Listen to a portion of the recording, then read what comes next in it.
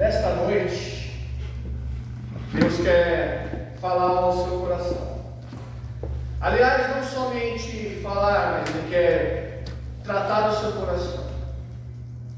Ele quer tirar do nosso coração, Ele quer tirar do nosso coração de pedra e colocar um coração de carne. Ele quer tirar do nosso coração de pedra, aquele coração insensível, aquele coração duro, aquele coração muitas vezes ausente de Deus, e quer colocar um novo coração, um coração de carne, um coração amoroso, um coração fiel, um coração verdadeiro, né? A palavra de hoje que nós iremos refletir se encontra no Evangelho de Marcos, capítulo 4. Nós leremos do versículo 1 ao 20. Tendo em mente que Deus quer tratar dos nossos corações, é essa palavra que Jesus colocou no meu coração. Todos acharam? Amém?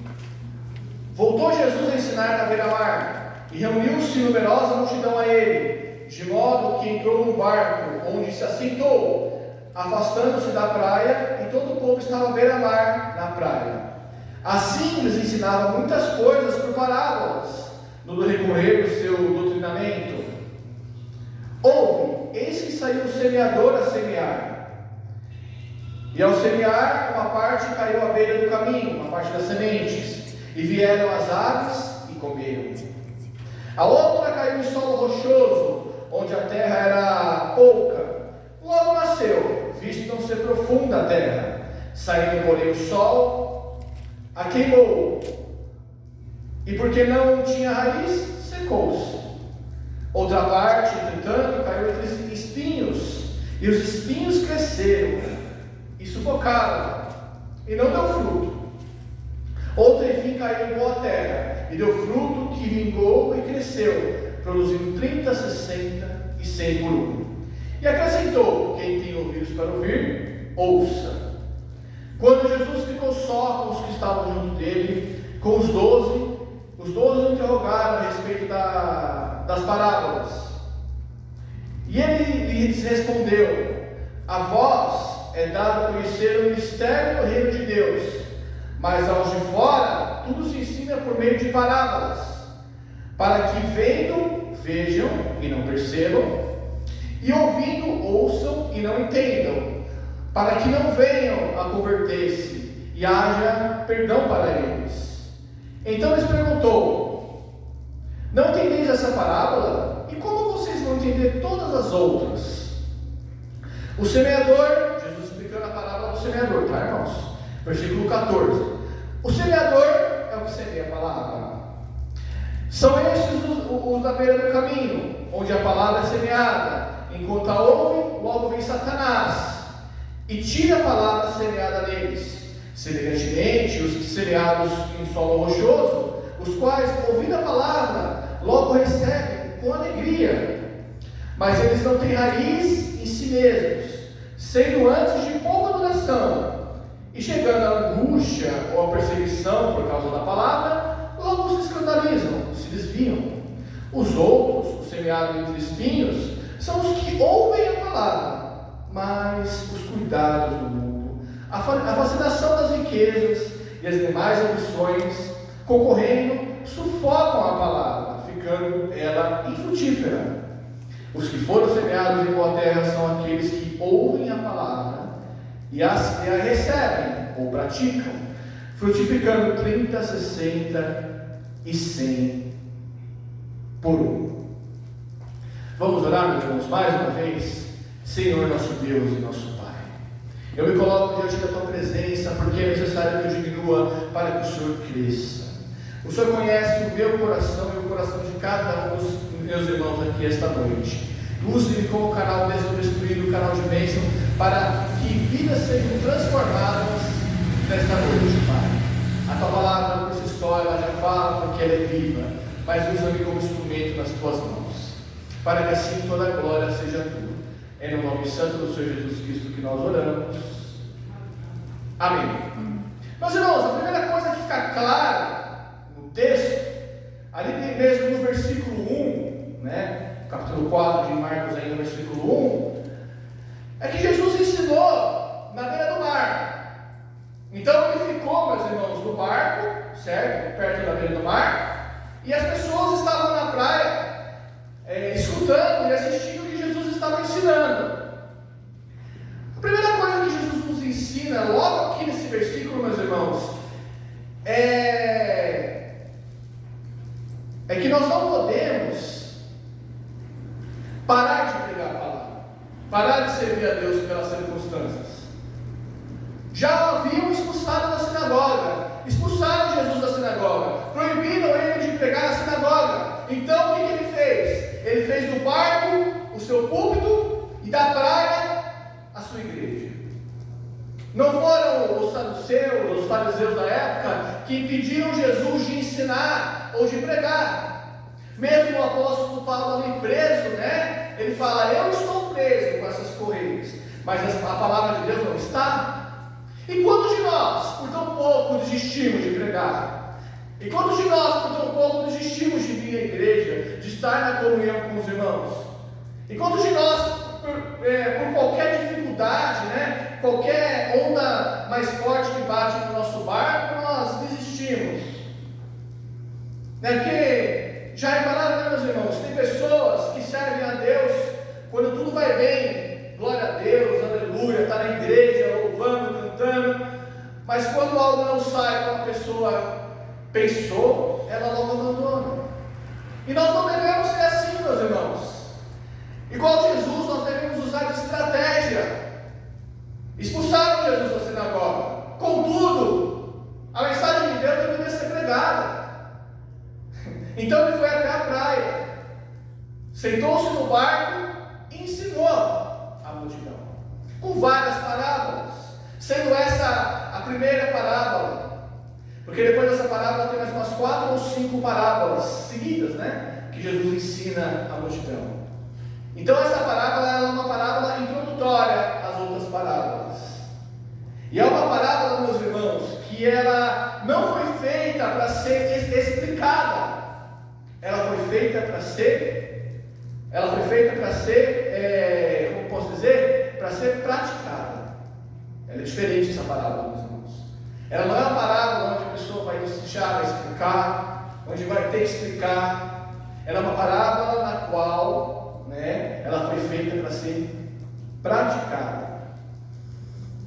Então, meus irmãos, a autoridade da época, os religiosos da época, né, haviam impedido Jesus ali de pregar na sinagoga, e ele não se deixou atingir por isso. Foi na praia, sentou no barco e aí pregou as multidões na praia. Então, da mesma forma, meus irmãos, nós não devemos desistir de servir a Deus, de pregar a palavra de Deus. Nós devemos fazer que nem João e Pedro. Ali, pregaram a palavra, curaram no templo, e as autoridades judaicas ali: vem cá, vocês estão curando no nome de quem? É no nome de Jesus, não é no nosso nome. Ah não, nós proibimos vocês de pregar. E eles falaram: nós não podemos deixar de falar daquilo que nós temos visto e ouvido. Nós vamos continuar pregando. E eles continuam pregando, e quando eles estão ali sendo açoitados pelo chicote, eles se regozijam e se alegram, o texto diz, por serem dignos de ser açoitados por amor de Jesus. Quantos de nós iremos nos alegrar por sermos dignos de sofrer por amor de Cristo? Nós não nos alegramos muitas vezes, é porque nós temos raízes nesse mundo. Está vendo, meus irmãos, como o nosso coração precisa ser tratado? O nosso coração precisa ser tratado pelo nosso Deus. O nosso coração precisa ser moldado pelo nosso Deus. E é sobre isso mesmo que nós vamos ver nesta noite. Nós vamos refletir nesses poucos instantes nesta noite. Jesus foi o maior professor que já existiu. Ele usava coisas simples do cotidiano, o fermento, né? O barco, né? O que é o pastor, as ovelhas, né? Ele usava as coisas simples do cotidiano para transmitir uma mensagem profunda. E Jesus, ele fala por parábolas, né? No versículo 10, aqui fica claro por que Jesus fala por parábolas. Jesus, ele fala por parábolas porque a verdade, ela ia ser manifesta àquelas pessoas que acreditavam, e não aos judeus incrédulos que não acreditavam, né? Por meio de parábolas, Jesus revelou o mistério do reino de Deus. O mistério é aquilo que o homem não pode conhecer a parte da revelação divina. Outro ponto interessante, meus irmãos. Então, primeiro Jesus fala a parábola, certo? Do versículo 1 ao 9, correto? Os irmãos estão me acompanhando? Então, depois que Jesus fala as parábolas, os discípulos pedem o quê? Uma explicação. Nos explica essa parábola que nós não entendemos.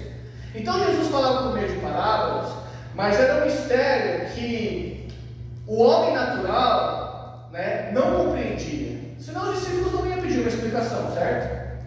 Eles não compreenderam o que Jesus estava falando.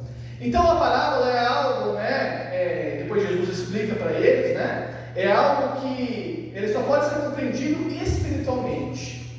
É por isso, meus irmãos, que muitas pessoas leem a Bíblia como um livro histórico.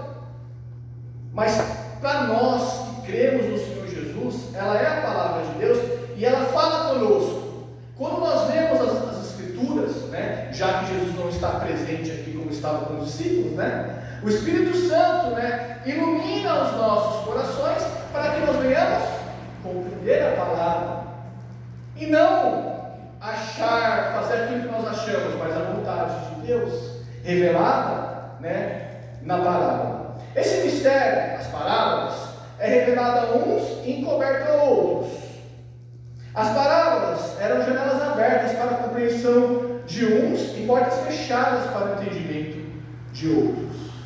Então, para uns, aqueles que criam, né, era uma porta aberta, era revelado, mas para aqueles que não criam, aqueles mesmos que pediram sinais, aqueles mesmos que chegaram para Jesus só para tentarem ele, que eram os escribas, os fariseus, e os religiosos ali da época, né, era uma porta fechada.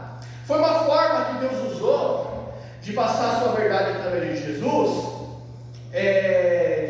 sem revelar o mistério àqueles que não creem, né, que eram os escribas e fariseus da época. Olha aqui o William Erickson fala. Ele diz que Jesus está se referindo aos fariseus endurecidos e aos seus seguidores, que eram pessoas de coração impenitente, coração dobrado, coração endurecido. Eram aqueles que, quando ouviam as parábolas, não entendiam. E os irmãos podem perceber que Jesus, ele explicou as parábolas para os discípulos, não foi para todos, foi somente para os discípulos que pediram a explicação. Esses ouvintes devem ser confrontados com a responsabilidade da sua própria cegueira espiritual. Então, o que Jesus estava fazendo também nessa parábola, na verdade, ele estava confrontando a cegueira espiritual dos líderes religiosos da época. Eles eram cegos espiritualmente, né? Eles estavam com dízimo do reino, nautelando, comiam, jejuavam 3 vezes por semana, mas contudo, né, eles guardavam raiva, rancor, ódio em seus corações. Contudo, não ajudavam o próximo, contudo, não amavam o próximo, assim como a lei de Moisés não dava também. Então eles eram hipócritas, eles estavam cegos. Meus irmãos, algo interessante, e essa palavra é para aquelas pessoas que ouvem o Evangelho, mas endurecem os seus corações. Os irmãos podem lembrar que quando Deus usou Moisés para livrar o povo de Israel do Egito, a princípio, quem endureceu o seu coração foi o Faraó, certo? E Faraó endureceu o coração dele, endureceu. Mas teve um momento no qual foi Deus que endureceu o coração de Faraó, né? Isso aconteceu, meus irmãos, porque devido ao momento que a pessoa ela endurece seu coração, ela recusa o Evangelho, ela vai se endurecendo, tem uma hora, meus irmãos, que o Senhor entrega essa pessoa às próprias paixões infames dela, como diz Romanos 1, no versículo 26 ao 28. Então a pior condenação condenação que existe na vida de uma pessoa é quando Deus as entrega às próprias paixões. Então, esse povo, meus irmãos, eles tinham recusado o Senhor Jesus, né? E assim como eles recusaram o Senhor Jesus, né? Deus endureceu o coração deles para que eles não cresçam. Então, a princípio, a pessoa endurece o coração, e depois é Deus que endurece o coração da pessoa, né? Aquele coração cauterizado, né? Aquela pessoa, estou me referindo àquela pessoa que vai ouvir o Evangelho a vida toda e nunca vai aceitar, nunca vai chegar ao conhecimento da verdade. As pessoas buscam conhecimento, né? Mas nunca chegam ao conhecimento pleno da verdade. No versículo 12 ele fala: para que vendo, vejam, né? E não percebam. Se referindo aos fariseus, aqueles que tinham endurecido seus corações primeiramente, ouvindo, ouçam e não entendam, para que não venham a converter-se e haja perdão para eles. Aqui não diz respeito, meus irmãos, no sentido que Deus não queria salvar todas as pessoas. Claro que Deus quer salvar todos, mas à medida que a pessoa vai escolhendo, né, não ouvir o Evangelho, ali no caso de que o próprio Senhor Jesus estava ali, o próprio Deus encarnado estava ali, né? Então, à medida que eles endurecem o coração, né, Deus endurece o coração deles para que eles não venham a se converter. Foi o que eles escolheram, na verdade, entendeu? É consequência do que eles mesmos escolheram. A verdade, meus irmãos, nós pregamos a todos, mas vão ter pessoas que irão aceitar e vão ter outras pessoas que não irão aceitar, meus irmãos. Então, cada um tem, né, a sua escolha, né? A cada dia, né, tem a sua escolha de aceitar a verdade ou recusar a verdade.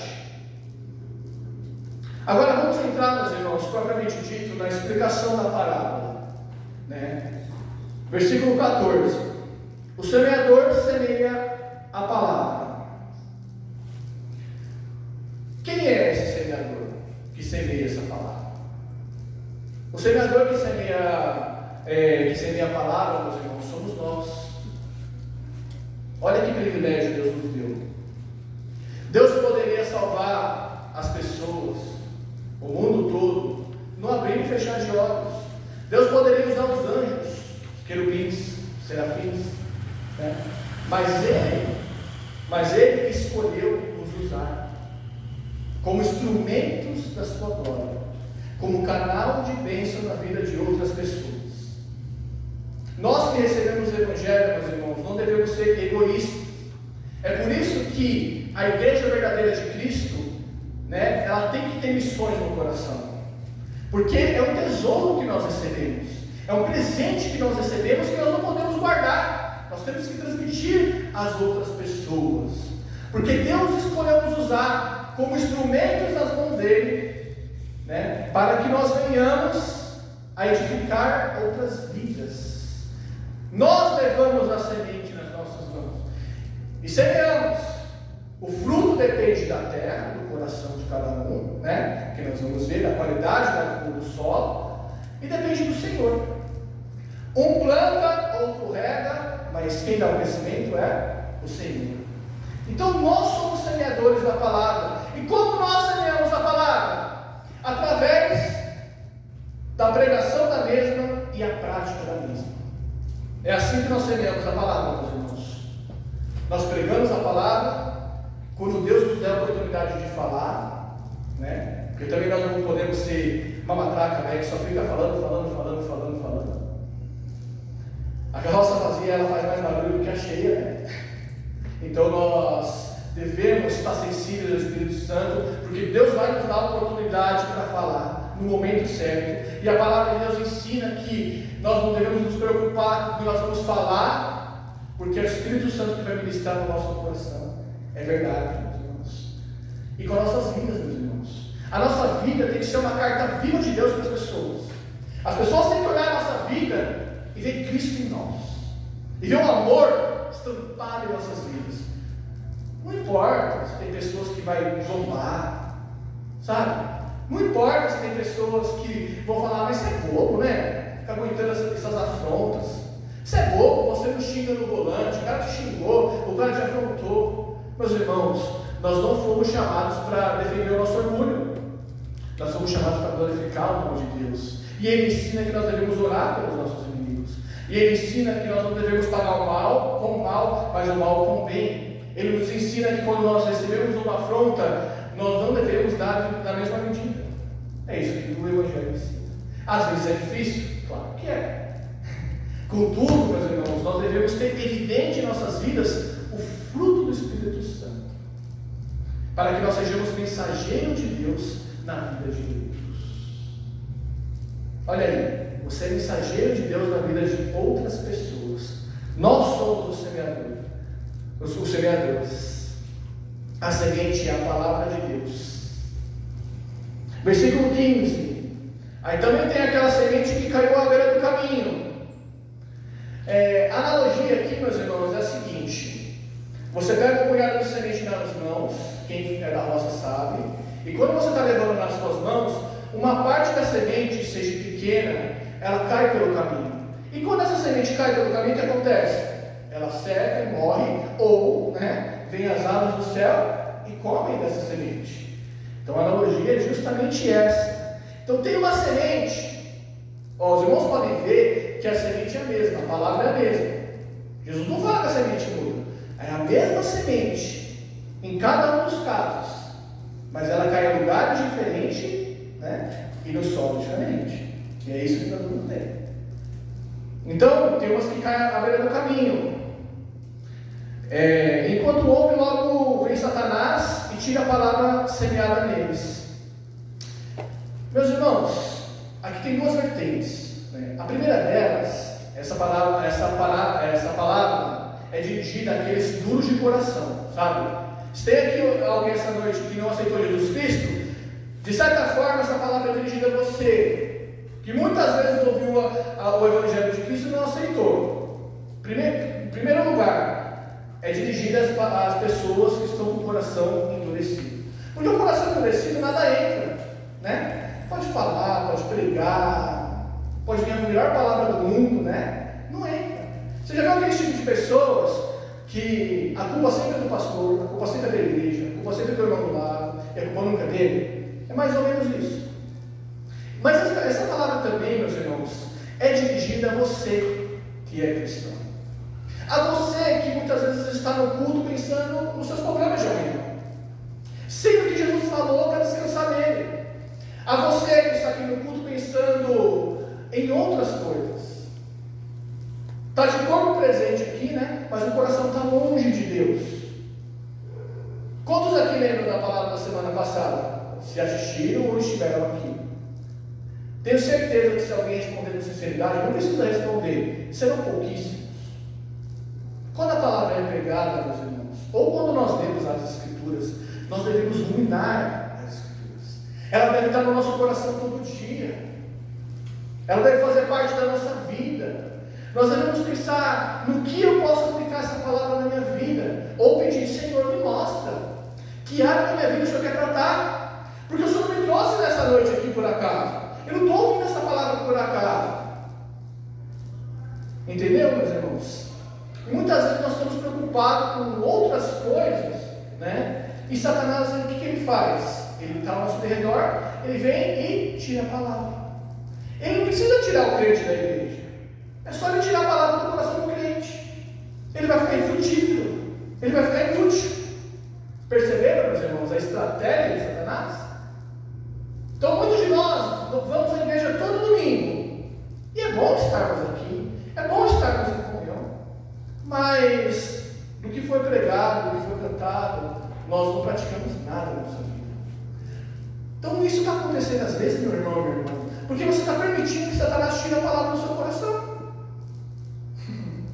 Nós não devemos permitir que Satanás tire a palavra do nosso coração. O momento que você separou para louvar a Deus é único. Se desliga do mundo. Deixa a preocupação, deixa o que te aflige, de lado. Porque vai continuar lá o problema. A diferença é que quando você ouve a palavra e coloca em prática, você vai saber lidar com esse problema que você tem.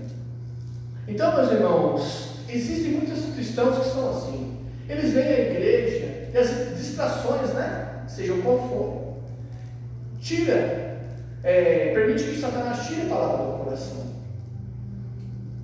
E para o crente isso é muito ruim, porque torna ele inútil, meus irmãos. O soldado ferido, o soldado que não está preparado, ele não está apto para a guerra. O apto para a guerra é aquele que está preparado.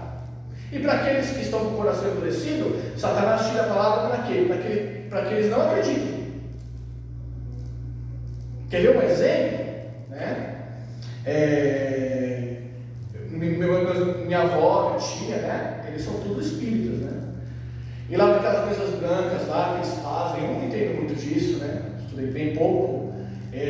Viu uma pessoa falecida, o pai, a mãe, fala com a pessoa. E a pessoa, por aquela coisa que ela ouviu, né? Ela fala, é verdade, né? O ente querido falou comigo e tudo mais. Então é uma forma, né? Do inimigo enganar essa pessoa para que ela continue no erro.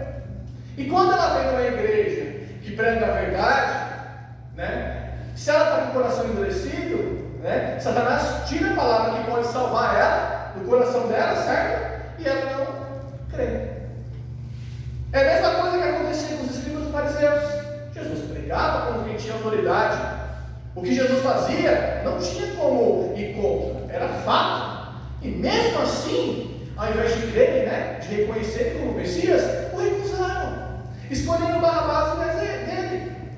Tudo isso por inveja, coração endurecido. Então, literalmente, Satanás tirou a palavra do coração deles para que eles não cresçam. Né? Continuando então, meus irmãos.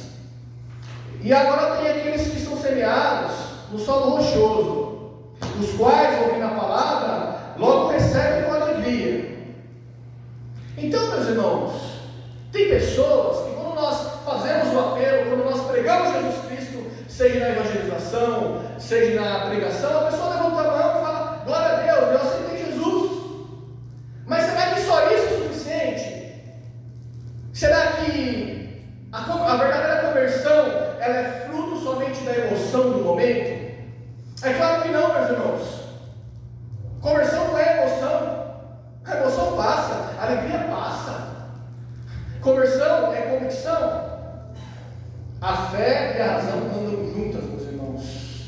Todos nós um dia cremos no Senhor Jesus Cristo, mas na nossa mente nós pensamos e fez sentido. E é por isso que nós estamos aqui hoje. Aquele que levanta a mão e aceita Jesus pela emoção, ele não teve realmente um encontro com Cristo. Mas aquele que, mesmo que aceitou Jesus, refletiu, veio para a razão, aí sim ele é contigo. Então, meus irmãos, tem muitos que aceitam a palavra com alegria. Mas o que acontece com essa pessoa? Ela dá fruto por um curto período de tempo, mas eles não têm raiz em si mesmo, sendo antes de pouca duração. Ou seja, né? Calor do momento, na emoção do momento, lhe chegando a angústia ou a perseguição por causa da palavra, logo se escandalizam. Como nós vamos saber se nós estamos na presença de Deus? É na dificuldade. Você vai saber se você está na presença de Deus ou não quando vem a prova. Aí você vai saber onde está o seu coração. Aí você vai saber se realmente você serve a Deus. Porque como eu falei um pouco antes, quando está tudo bem, até esses que aceitaram a emoção louvam a Deus. Mas quando vem a dificuldade, Jesus fala, eles se desviam. Por que eles se desviam? O texto diz, porque eles não têm raízes em si mesmos, meus irmãos. A palavra tem que estar enraizada em nossos corações.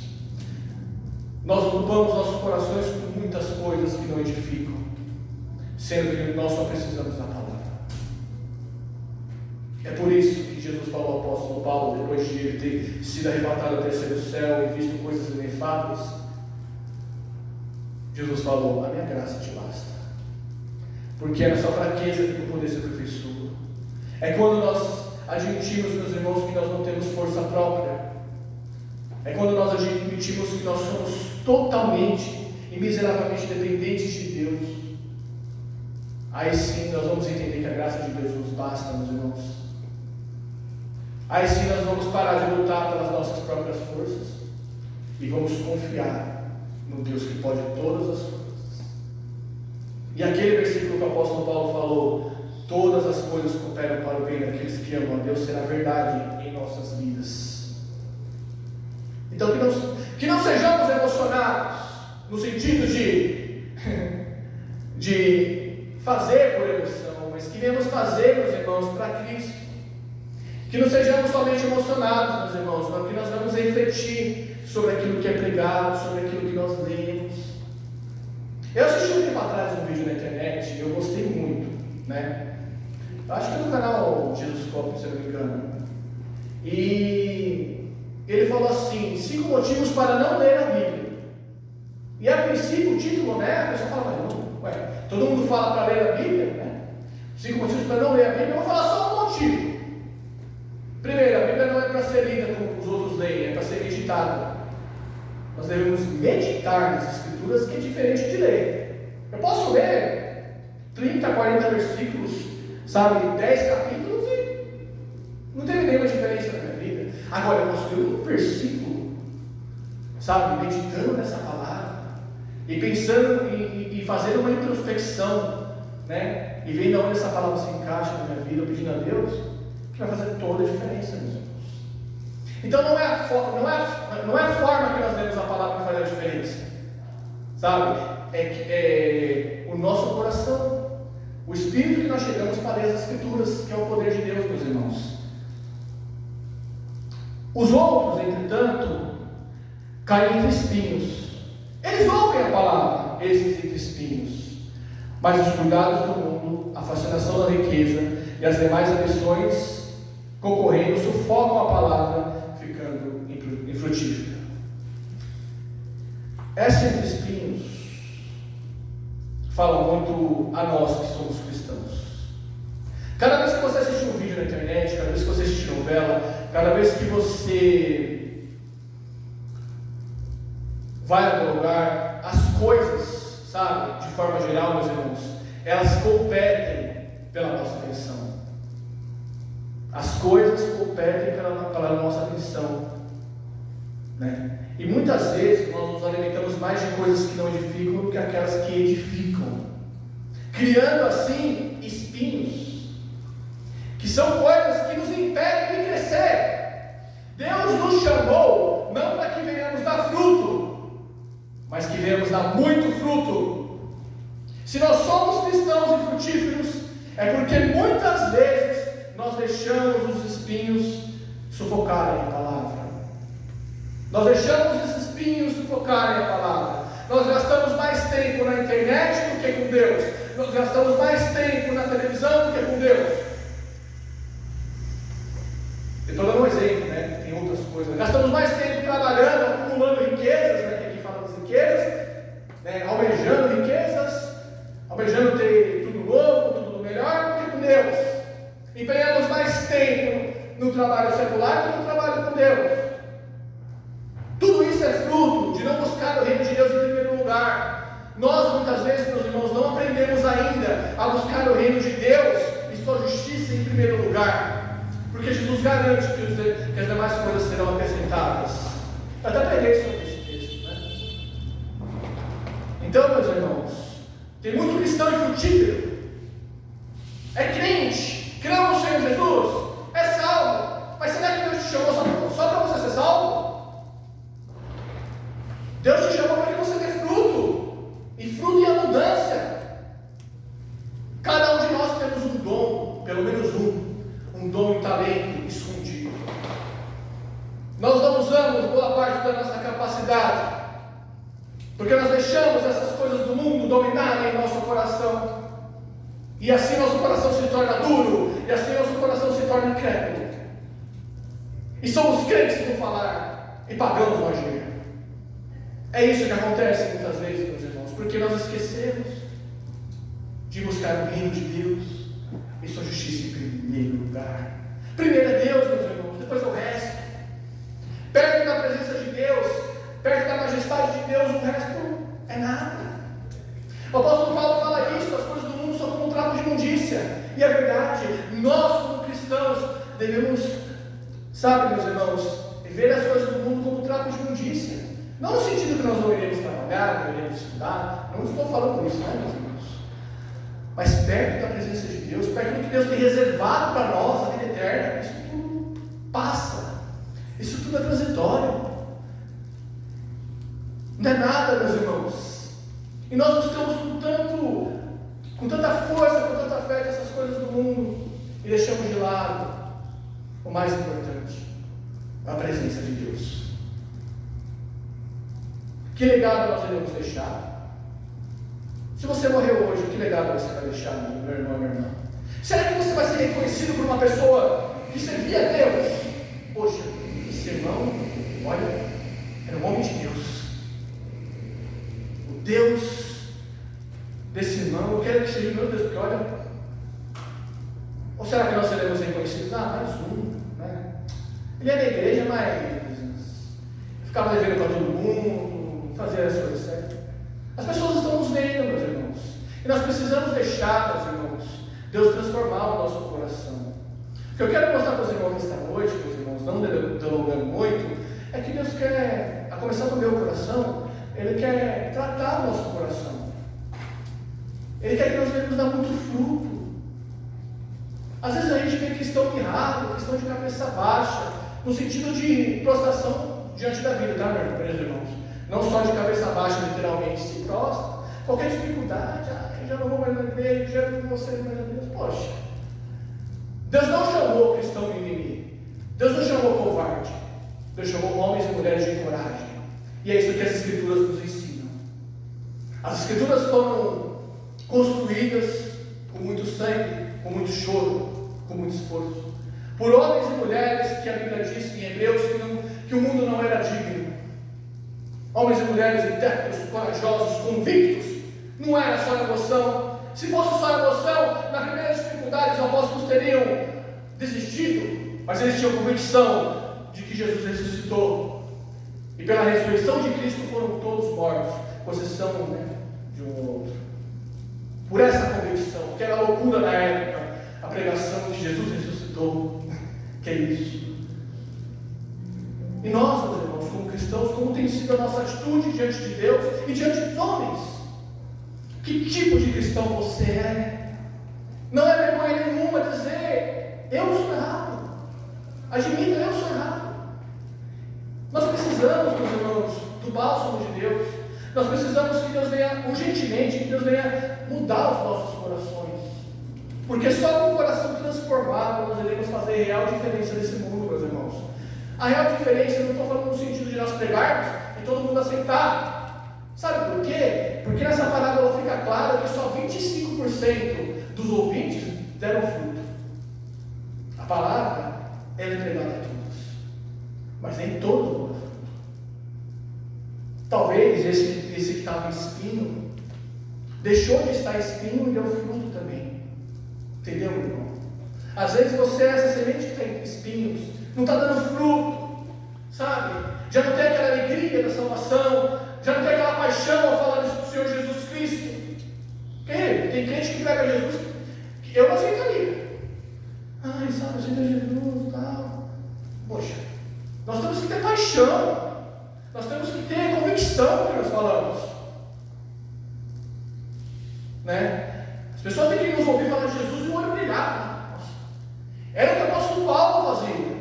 As pessoas viam ele falar de Jesus, da conversão dele, e falavam: nossa, realmente é verdadeiro o que ele está falando. Porque se nós não falamos com convicção daquilo que nós cremos, nós não cremos em nada, meus irmãos. Vocês não estão entendendo o que eu estou falando? Caminhando então para o final, versículo 20: os que foram semeados em boa terra são aqueles que ouvem a palavra e recebem. Os irmãos podem reparar, depois os irmãos podem ler essa palavra de novo em casa, que os únicos que ouvem a palavra ou praticam são os que caem em boa terra. São aqueles que dão fruto. O cristão que dá fruto é aquele, você pode ter certeza, que pratica a palavra. Ele dá fruto. Uns 30, outros 60, outros 100. Cada um tem uma capacidade. Tem cristão que vai ter 5 dons. Tem cristão que vai ter um só. Todos são importantes. Nós somos um corpo em Cristo Jesus. E os dons, como a irmã falou, não são para a nossa glória. Os dons não é para que eu cante melhor, para ir melhor, seja melhor do que alguém, mas é para a edificação do corpo de Cristo. Porque nós estamos aqui para edificar vidas, né? Quando nós vemos aqui louvar a Deus, e ser edificados. Olha que coisa extraordinária, né? Ao ponto que nós edificamos os irmãos, estou edificando os irmãos pregando, eu sou edificado pelos irmãos também. Olha que coisa extraordinária, meus irmãos. Aqui é o lugar onde nós somos tratados por Deus. Porque o principal meio que Deus fala em nossos dias é através da palavra. É o que diz Hebreus 1, né? É através da palavra de Deus. Então, meus irmãos, se você é um cristão que não está dando fruto, cuidado. Pergunte-se a si mesmo: onde está o meu coração? Seja sincero nessa análise. Nós vamos ver que na maioria das vezes o nosso coração não está em Deus. Nós vamos ver que nós precisamos desesperadamente da presença de Deus. Nós vamos ver que nosso coração é preconceituoso, que nosso coração é duro, que nós temos muitas vezes mais prazer nas coisas do mundo do que nas de Deus. Porque, concluindo, porque a única forma, meus irmãos, de nós sabermos se a outra pessoa é salva em Cristo Jesus é através das obras. É verdade, as obras não nos salvam, verdade. Diante da salvação, não temos mérito nenhum. Efésios 2, do 6 ao 8. Pela graça sois salvos mediante a fé. Isso não vem de vós, é dom de Deus. Não vem das obras para que ninguém se glorie. Salvo. Mas depois que nós somos salvos em Cristo Jesus, e todos aqui são salvos em Cristo Jesus? Amém. Amém? Alguns que não são, né? Falaram amém. Mas todos nós que somos salvos em Cristo Jesus, meus irmãos, as boas obras devem nos acompanhar. É isso que vai provar ao mundo, né, que nós somos servos de Deus. Jesus falou isso: as pessoas vão nos reconhecer pelo amor que nós temos um pelos outros.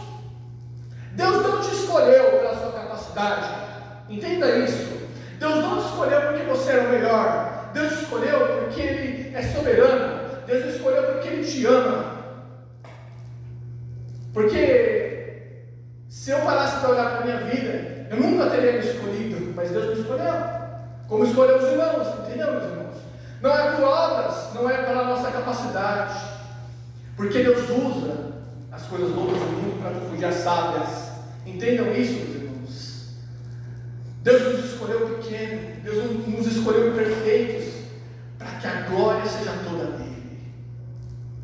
Para aquela vida, muitas vezes, que muitos olhavam e falavam: não vai para frente, não vai dar certo. Deus chegou e falou: vai dar, porque eu sou soberano, eu sou Deus do mundo. Então, meus irmãos, Deus nos chamou para que nós venhamos dar fruto. E talvez você esteja pensando: mas eu dou fruto. Mas é a quantidade de fruto que Deus deseja? Ele nos chamou para dar muito fruto. E se é verdade que nós estamos dando muito fruto, né? Por que muitas pessoas não se convertem ao Senhor? Por que nós não impactamos as pessoas com a nossa vida? Alguma coisa não está conectada, meus irmãos. Então, meus irmãos, que nós venhamos nesta noite nos consertar com Deus, lançar sobre Ele o nosso coração e dizer: Senhor, eu preciso que o Senhor mude meu coração. Eu preciso que o Senhor tire esse coração de pedra e coloque um coração de carne. Eu preciso amar como o Senhor exige. Eu preciso aprender a te amar sobre todas as coisas e amar o próximo. Eu preciso de ti desesperadamente. Eu preciso, os irmãos precisam. Sem Ele nós não somos nada, meus irmãos. Que maravilha é ver que Deus, Ele, mesmo com as nossas imperfeições, né, Ele ainda trata com as nossas vidas. É isso que Deus quer tratar nesta noite, o nosso coração. Faça uma autoanálise, meus irmãos. Vê se não existe ídolos escondidos, né, no seu coração. Porque nosso coração é uma fábrica de ídolos. Nosso coração não foi feito para ser Senhor, ele foi feito para ser servo. Ou ele é servo do Senhor Jesus, ou servo das nossas vontades. Mas ele é servo de alguém no nosso coração. faça uma autoanálise, chegue diante de Deus com humildade e fala: Senhor, eu posso me perder, mas eu não posso me salvar. Eu posso me destruir, mas eu não posso me reconstruir sozinho. Essa é a grande verdade. Nós podemos nos perder, não podemos? Podemos fazer tudo errado? Podemos. Mas nos salvar, ninguém pode, meu Senhor. Só Ele pode nos salvar. Só Ele é o pastor que deixa os 99 para aprisco e vai atrás da ovelha perdida. Um dia eu fui essa ovelha perdida, que conheci o Evangelho, desviei, mesmo na igreja, desviado, falou para os irmãos. E Ele veio atrás de mim. E quando Ele me achou, feliz da vida, como o texto diz em Lucas 15, Ele curou minhas feridas e renovou todas as minhas forças. E hoje eu tenho prazer em pregar a palavra do Senhor e procuro viver. Então, meus irmãos, é isso que Deus quer fazer na sua vida. Ele quer renovar suas forças, sabe? Ele quer te tornar mais que vencedor em Cristo Jesus. Só que para isso você precisa entregar tudo a Ele, inclusive o seu coração. Amém? Que Deus abençoe. Vamos orar, meus irmãos? Depois do ministério de louvor tem a palavra. Senhor, nosso Deus, nosso Pai, muito obrigado por essa palavra, Senhor, maravilhosa, palavra essa viva, palavra eficaz, palavra que primeiro falou no meu coração. Nós precisamos urgentemente, Senhor Deus, que o Senhor trate o nosso coração. Nós somos completamente, miseravelmente dependentes do Senhor. Sem o Senhor nós não podemos fazer nada. Nos ensina a viver por fé e não somente por vista. Nos ensina, Senhor, meu Pai, a dar um bom testemunho nas nossas vidas, meu Pai.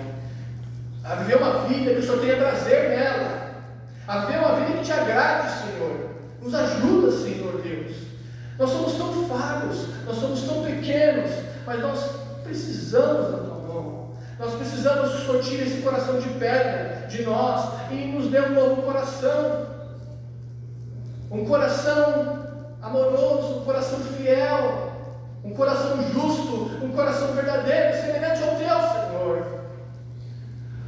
Porque o Senhor a cada dia quer nos tornar verdadeiros adoradores, Pai. A começar de mim, me torna um verdadeiro adorador. Torna cada um dos meus irmãos que estão aqui verdadeiros adoradores, Senhor Deus. Que te louvam, não somente com os lábios, mas com o coração também, Senhor.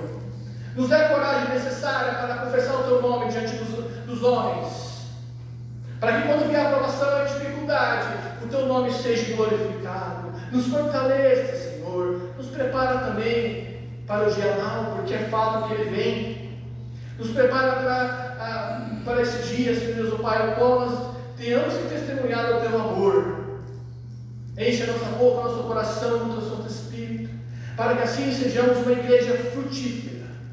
Para que assim sejamos uma igreja que é conhecida no nosso bairro como uma igreja amorosa, como uma igreja que não faz acepção de pessoa, como uma igreja que acolhe, como uma igreja que vive o amor de Cristo, porque o justo viverá pela fé, e somos justificados pelo Teu sangue. Muito obrigado pela Tua graça, pelo Teu amor e pela Tua misericórdia em nossas vidas. É no nome santo do Senhor Jesus Cristo que nós oramos. Amém. Obrigado, irmãos, pela paciência nesses momentos. Deus abençoe.